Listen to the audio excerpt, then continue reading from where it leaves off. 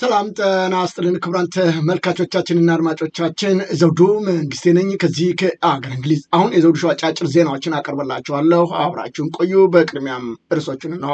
ዲያስፖራው ጠቅላይ ሚኒስትሩን የሚያጋልጥ ዓለም አቀፍ ሰልፉን ጀመረ። የአማራ ፋኖ ብሔራዊ ንቅናቄ ምክትል ሊቀመንበርም ጥብቅ መልእክት አስተላለፈ። ብልጽግናም በጭንቅ ውስጥ መሆኑ ተገለጠ። ፋኖ በምርኮ ተጥለቀለቀ። ደቡብ አፍሪካም ከሃዲ ተባለች። በፕሬስ መመዘኛ ኤርትራ መጨረሻ ሆነች። አሜሪካም ጦሯን ከአውሮፓ ልታስወጣ መሆኑ ተነገረ። አሁን ወደ ዝርዝሩ እንሄዳለን። አብራችሁን ቆዩ። ፋኖ ታላላቅ ድሎችን ተጎናጸፈ። የአማራ ፋኖ ብሔራዊ ንቅናቄ ወሎ ቤተ አማራ ምኒልክ ዕዝ 303ኛ ግዙፍ አሳምነው ኮር ክንፍ የሆነው የ19ኛው ክፍለ ጦር በቡግና ወረዳ ከአይና እስከ ብርኩጉላ በሸፈነ የአውደ ውጊያ ቀጠና ጠላትን በመጣበት ልክ አይቀጡ ቅጣት በመቅጣት ወደ መጣበት በማድረግ ታላቅ ድል መጎናጸፉን አሳወቀ።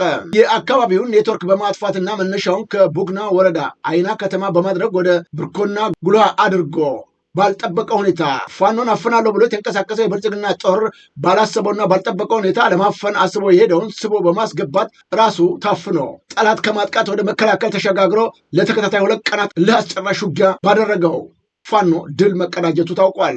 በዚያ ወደ ውጊያም ከፍተኛ ቁጥር ያለው የጠላት ኃይል ሲደመሰስ በርካቶች ቁስለኛ መሆናቸውና በ3 አምቡላንስ ጭኖ ወደ አይና ከተማ መፈርጠጡም ታውቋል። ፋኖ ዛሬም በምርኮኞች ተጥለቅልቋል። ከአረጋ ከበደ ቢሮ 10 ኪሎ ሜትር ርቀት ላይ ቴዎድሮስ ዕዝ 102ኛ ኮር 22ኛው ክፍለ ጦር በወሰደው እርምጃ በርካታ ምርኮኞቹንም በእጁ አስገብቷል።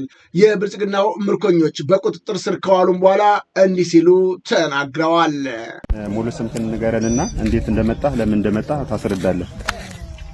እሺ ስሜ ኢጋሻና ጌቱ ይባላል። አካባቢ ምናምን ጎጥን ቀበሌ። የት ነው የመጣ? ከፈረሱ ጋር ቀበሌ። ፈረሱ ጋር ቀበሌ። ለምን ስራ ነበር የመጣው? የምርጫ ቦርድ አስፈጻሚ ነበር። የትኛው ክፍለ ከተማ? የት ቦታ? የት አካባቢ? ዳግማዊ ምኒልክ ምድረገነት ቀበሌ። ምድረገነት ቀበሌ። እሺ ከዚህ ከመጣ በኋላ የሆንከው ነገር አለ? ተንገላታል? ምን ሆነሃል? አይ ምንም የሆንከው ነገር የለም? ምንም የለም። እሺ በማን ነው? ሰላም ማሳዱኛ። የት ነው የመጣው? ሁለተኛ ሻለቃ ሁለተኛ ሻምበል ዛንዳሳ። ምንድነው አንተ? የሻምበል ዘመቻ። ሻምበል ዘመቻ ነው። እሺ ከየት ነው የመጣው? የት አካባቢ? ደብረ ታቦር ነው አገሬ። ትውልዶቴ ወረታ ነው። ወረታ ትውልዴ ግን እንግዲህ ሰውጃችን ምን ግን አገሬ ግን ደብረ ታቦር። ተመስገን። ከየት ነው የመጣ? ሰሜን ጎጃም። ሙሉ ስም ጮክ በለ እስከናሳ ድምጽ ስለማይሰማ ነው። እሺ ወንድሜ ስም ማን ነው? ሙሉ ስም ጸጋመራ። ምንድነው? ድል ነበር አፍሰን ያመጡ። ከየት ነው የመጣው? ከጫንጭራ። ጫንጭራ። ወንድሜ ሙሉ ስምን እስኪ ጮክ በል። ሀብታሙ ተሾመ ሞገስ። ከየት ነው የመጣው? ከምስራቅ ጎጃም ደግሞ አትከበች ነበር ስም ይባል ነው። ምን አልከኝ? ምስራቅ ጎጃም ደብረ ወርቅ። ምንድነው ኃላፊነትህ? የቀበሌ ኦፊሰር። ፖሊስ ነው። የቀበሌ ኦፊሰር። ፖሊስ ነው። የቀበሌ ኦፊሰር ማለት ነው። እሺ ወንድሜ ሙሉ ስምን? ወረደሙ ነው። ከየት ነው የመጣው? ካላዋይ ቀበሌ ብትቆጥ። ካላዋይ ቀበሌ ብትቆጥ። አላዋይ ቀበሌ ሰላም አስከባሪ ነበር። ሰላም አስከባሪ። እሺ ወንድሜ ሙሉ ስም? የቆየ ብዙአየሁ ከደና ማርያም። ምንድነው? ሰላም አስከባሪ ሰብለን በግንቦት ነው የገባው ነው። ወንድሜ ሙሉ ስም? አብርሃም አርዘይታ። ከየት ነው የመጣው? ከደቡብ ወሎ። ደቡብ ወሎ። ተስፋዬ። ከየት ነው የመጣሽው? ከሁለተኛ ሻለቃ። ሁለተኛ ሻለቃ። ቦታሽ የት ነው የመጣሽው? የተመለመልኩ በባህር ዳር ነው። አይ ትውልድ ቦታሽ? ቦታ የደቡብ ጎንደር። ደቡብ ጎንደር። እብናት። እሺ ወንድሜ ሙሉ ስም? ፈንታ አንጎ ታየ። ከየት ነው የመጣው? ከሰሜን ጎንደር። ሰሜን ጎንደር። የት አካባቢ? ዘወርቅ። ምን ቦታ የለውም? ልዩ ቦታ? ከተማው። እሺ ኃላፊነት አለ?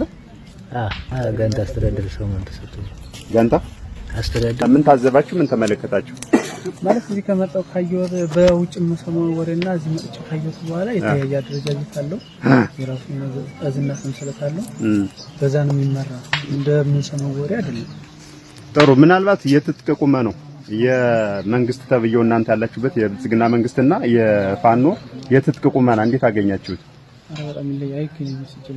በፋኖ እጅ ከገቡ በኋላ ብዙዎቹ ብልጽግና እያለን እየተነገረንና አሁን እያየን ያለነው ነገር እጅግ እየተራራቀም ነው ሲሉ ገልጠዋል። ይገሏቸዋል፣ ያርዷቸዋል፣ ጨካኞች ናቸው ይሉን የነበረው እዚህ ስንደርስ ግን በፍጹም ተቃራኒ ሆኖ አግኝተነዋል ሲሉ ተናግረዋል። ዓለም አቀፍ ተቃውሞ ሰልፍ ዘመቻ ተጠራ። የብልጽግናንና የጠቅላይ ሚኒስትሩን ውሸት ማጋለጡ ይቀጥላል ተባለ። የአብይ አህመድን አገዛዝ በአማራ ህዝብ ላይ እየፈጸመ ያለውን የዘር ማጥፋት ጦርነት በመቃወም ነው ሊካሄድ ያቀደው ምርጫ ቅቡልነትም ለማሳጣት ያለመ ታላቅ ዓለም አቀፍ የተቃውሞ ሰልፍ ዘመቻ መጠራቱን የደረሰን መረጃ ያመለክታል። በዘር ማጥፋት መካከል ምርጫ የለም በሚል መሪ ቃል የተዘጋጀው ይህ ንቅናቄ ያገዛዙን አፋኝ እርምጃ ለዓለም አቀፉ ማህበረሰብ በይፋ ለማጋለጥ ያለመ እንደሆነም ታውቋል። የተቃውሞ አስተባባሪዎቹ ባወጡትን መግለጫ አገዛዙ በአማራ ህዝብ ላይ የዘር ማጥፋት ጦርነት እያካሄደ ባለበት በዚህ ወቅት በኢትዮጵያ ውስጥ ነፃነትና ፍትሃዊ ምርጫ ሊካሄድ እንደማይችል አስታውቀዋል። ባሩድ በሌለበት ድምፅ መስጠት አይቻልም መርህም የዚህ ንቅናቄ ዋነኛ ድምፅም ሆኗል። ሰልፈኞቹ አገዛዙ ከዚህ በኋላ የህዝብ ውክልና እንደሌለ ቅቡልነት እንዳጣና የውሸት ትርክት ማብቃት እንዳለበትም በጽኑ እያሳሰቡም ይገኛሉ። ይህ መጠነ ሰፊ ሰልፍ ዘመቻ በዛሬው ዕለት በስዊድን መዲና ስቶክሆልም የተጀመረ ሲሆን በመጪው ግንቦት ወር ውስጥ በተለያዩ የዓለም ከተሞችም ቀጣይነት እንዳለውም ተገልጧል። ሰልፉ የሚካሄድባቸው ከተሞች ስቶክሆልም ስዊድን በዛሬው ዕለት፣ ሲያትል አሜሪካ፣ ብራሰልስ ቤልጅየም፣ ዋሽንግተን ዲሲ፣ ኦቶዋ ካናዳ፣ ፓሪስ ፈረንሳይ፣ ሜልቦርን አውስትራሊያ፣ ጣሊያን ኦስሎ ኖርዌይ፣ ለንደን ዩናይትድ ኪንግደም እና በሌሎችም ዓለም ግዛቶች ሰልፉ የሚቀጥልና ስርዓቱን የሚያጋልጥበት እንቅስቃሴ ለአንድ ተከታታይ ወራት የሚቀጥል መሆኑን ተገልጿል። ይህ ንቅናቄ ኢትዮጵያን የሚያስፈልጋት ፍትህ እንጂ የይስሙላ ምርጫ አይደለም የሚል ጠንካራ መልእክት ለዓለም አቀፉ ማህበረሰብ የሚያስተላልፍ እንደሆነም ታውቋል። ሰልፈኞቹ የሚሰጡት ድምፅ ለአምባገነናዊ ስርዓት ቅቡልነት እንደማይሰጥና በአማራ ህዝብ ላይ የታወጀው ጦርነት በአስቸኳይ እንዲቆም ግፊት እንደሚያደርጉም ታውቋል። ይህ በእንዲህ እንዳለም አርበኛ መከታው ማሞም ዓለም አቀፍ የተቃውሞ ሰልፉን በተመለከተም መግለጫ ሰጥቷል። አርበኛው በቆራጥነታቸው እንደሚታወቁት ሁሉ በዚህም በታወጀው ወር ዘመቻ መላው የኢትዮጵያ ህዝብ በውጭ የሚኖሩ ኢትዮጵያውያን በአንድነት ድምፃቸውን እንዲያሰሙም ጥሪ አቅርበዋል። ይህ ተቃውሞ የግለሰብ ሳይሆን የፍትህ የነፃነት ጥያቄ መሆኑንም አጽንኦት ተሰጥቶበታል። በአገር ውስጥ እየደረሰ ያለውን በደል፣ ጭቆና ለዓለም አቀፉ ማህበረሰብ በግልጽ ማሳወቅ፣ የህዝብን የህልውና ትግል ወደ ላቀ ደረጃ ማሸጋገር፣ ዲፕሎማሲያዊ ጫናዎችን በመፍጠር የለውጥ እንቅስቃሴውን ማፋጠን መሆኑን በመግለጽ አርበኛ መከታው ማሞ ሰልፉ በታቀደለት መንገድ በስነ ምግባርና በታላቅ ዝግጅት እንዲከናወንም አሳስቧል። እያንዳንዱ ኢትዮጵያ የሀገሩን ባንዲራ የትግል አልማውን አንግቦ በሄደበት አደባባይ ሁሉ እውነቱን እንዲመሰከር ጥሪያችንንም እናስተላልፋለን ብሏል። ድል ለተከፋው ህዝብና ለትግላችን እስከ ነፃነት ይቀጥላል በማለት በጽናት በተስፋ የተሞላው መልእክቱንም እንዲህ ሲል አስተላልፏል። ሰላም ጤና ይስጥልኝ። አርበኛ መከታው ማሞ ነኝ። ዓለም አቀፍ የተቃውሞ ሰልፍ ዲያስፖራ ማህበረሰባችን ሊያደርግ ተዘጋጅቷል። ይህ ታላቅ ተቃውሞ ከግንቦት 1 እስከ ግንቦት 30 ቀን 2018 ዓ.ም ድረስ ለአንድ ሙሉ ወር የሚቆይ ሲሆን አሁን ያለው ስርዓት በምርጫ ስም አምባገነንነትን እያጠናከረ በህዝባችን ላይ መከራ እያራዘመ ይገኛል። በተጨማሪም ዜጎች በሀገራቸው የመቀበር መብታቸውን እስከ መከልከል የደረሰውን አስከፊ ስርዓት ሁላችንም ልናወግዘው ይገባል። ይህ ስርዓት በህዝባችን ላይ መከራን የሚያራዝም እንጂ ሰላምን የሚያመጣ አይደለም።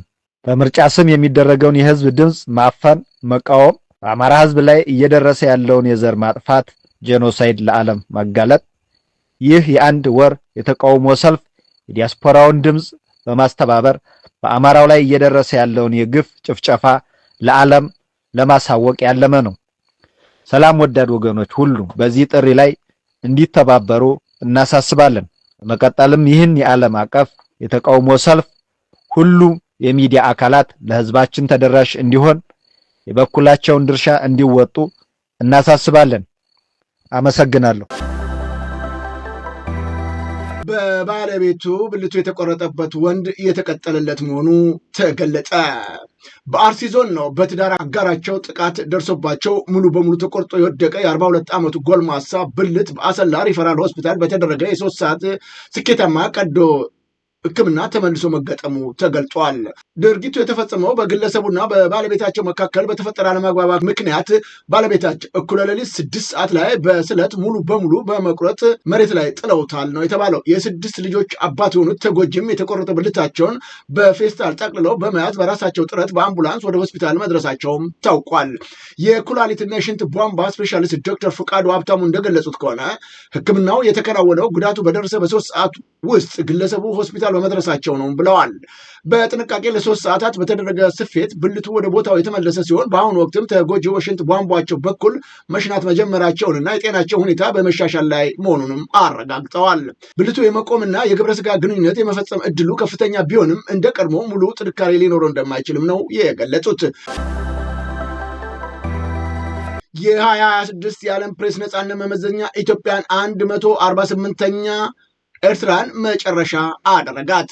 ድንበር የለሽ የጋዜጠኞች መብት ተሟጋች ድርጅት RSF በትላንትናው ዕለት ይፋ ባደረገው የ2026 የዓለም የፕሬስ ነጻነት መመዘኛ ኢትዮጵያ ከ180 ሀገራት 148ኛ ደረጃ ላይ የተቀመጠች ሲሆን የሀገሪቱ የጋዜጠኝነት ሁኔታ በጣም አሳሳቢ በሚባል ዝቅተኛ ምድብ ውስጥ መካተቱን በምህዳሩ ላይ ያለውንም ከፍተኛ ጫና አመላክቷል። በዚህም ዓመታዊ ሪፖርት መሰረት ኤርትራ ለሶስተኛ ተከታታይ ጊዜያት በዓለም የመጨረሻውን ወይም 180ኛ ደረጃ በመያዝ የቀይ መስመር ስጋት ሆና የቀጠለች ሲሆን ሌሎች የጎረቤት ሀገራት ጅቡቲ 167ኛ፣ ሱዳን 161ኛ በተመሳሳይ እጅግ አስቸጋሪ በሆነ ምድብ ውስጥ መገኘታቸው ቀጠናው ለፕሬስ ነጻነት ፈታኝ እየሆነ መምጣቱንም አረጋግጧል።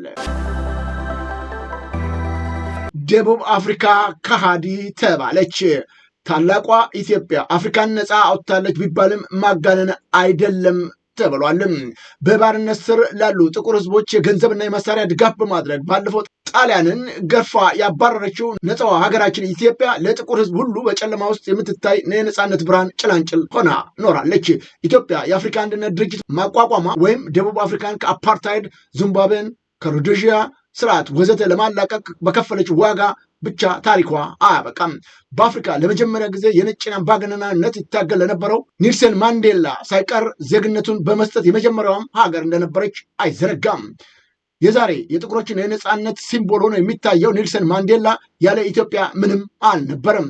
ዓለም ፊቷን በደቡብ አፍሪካ ጥቁሮች ላይ ስታዞር፣ ምድር ስትከፋባቸው፣ በየመንገዱ ሲገደሉ፣ እንደ ባሪያ ሲረገጡ፣ በውሻ ሲበሉ የነፃነት አርማዋ ኢትዮጵያ ጥቁር ልጇን ከደቡብ አፍሪካ አምጥታ ሀገሩ ፊት በነሳችው ጊዜ ክቡር የሆነ የኢትዮጵያን ፓስፖርት ሰጥታ አሰልጥናና አስታጥቃ ወደ ሀገሩም መላኳ የሚዘነጋ አይደለም።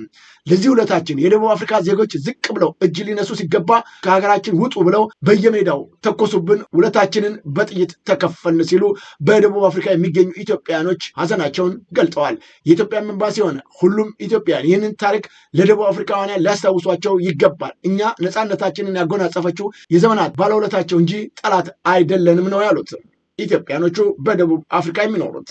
ይሁን እንጂ ለዚህ ውርደትና ሞት፣ መከራ፣ ስደት የዳረገን የራሳችን ስርዓተ መንግስት መሆኑ ደግሞ ለአደጋው የከፋና የዓለም አቀፍ ዲፕሎማሲያችንም ጭቃ ውስጥ እንዲወድቅ ያደረገው የራሱ የኢትዮጵያ መንግስት በመሆኑ እጅግ እናዝናለንም ሲሉ እየደረሰባቸው ያለው ግፍና በደል በደቡብ አፍሪካ ሰዎች ብቻ ሳይሆን በኢትዮጵያም የብልጽግና ገዢ ስርዓት ጭምር መሆኑ እጅግ ጉዳቱን የከፋ እንዳደረገውም ገልጠዋል። አሜሪካ ጦሯን ከአውሮፓ ልታወጣ መሆኑ ተገለጸ። ትራምፕ የአሜሪካን ጦር ከጀርመን እንዲወጣ ፍላጎት ማሳየታቸውም መነጋገሪያ ሆነዋል። ፕሬዚዳንት ዶናልድ ትራምፕ በጀርመን የሚገኘውን የአሜሪካን ጦር ለማስወጣት ማሰባቸውን በመግለጻቸው ነው በፔንታጎን እና በጀርመን ባለስልጣናት ዘንድ ከፍተኛ ድንጋጤ መፈጠሩን ተዘግቧል። የፔንታጎን የመከላከያ ሚኒስትር ከፍተኛ መኮንኖች ስለ ጉዳዩ ለመጀመሪያ ጊዜ የሰሙት ትራምፕ በትሩዝ ሶሻል ካሰፈሩት ጽሑፍ መሆኑም ተገልጿል። ይህ እቅድ በቅርቡ የፔንታጎን ባለሙያዎች በአውሮፓ ያለውን የጦር ኃይል መቀነስ እንደሚገባ ካቀረቡት የጥናት ውጤት ጋርም የሚጋጭ ነው ተብሏል። የጀርመን ባለስልጣናት በነገሩ መገረማቸውን ገልጸው የአሜሪካን ጦር መውጣት አሜሪካንን ራሷን ለከፋ ድክመት የሚዳርጋት እንደሆነም አስጠንቅቀዋል። በአሁኑ ወቅት ጀርመን ውስጥ ከ35 እስከ 40 ሺህ የሚደርሱ የአሜሪካን ወታደሮች እንደሚገኙም ታውቋል። አሜሪካ በአሁኑ ወቅት ከኢራን ጋር በጦርነት ላይ ባለችበት ወቅት በጀርመን የሚገኘው ግዙፍ ወታደራዊ መሰረተ ልማት እና ኃይል በፍጥነት ለማስወጣት መሞከር እጅግ ውድና በሎጂስቲክም ረገድ ፈታኝ እንደሚሆንም ባለሙያዎቹ ተናግረዋል። ኢራንን እያፈራረስኳት ነው ስትል ለአሜሪካ ምስጢራዊ መልእክቷን መላኳንም ፕሬዚዳንት ትራምፕ ይፋ አደረጉ። በአሜሪካና በኢራን መካከል ያለውን ወታደራዊና ዲፕሎማሲያዊ ፍጥጫ አዲስና አስገራሚ ምዕራፍ ላይ መድረሱም ተሰምቷል።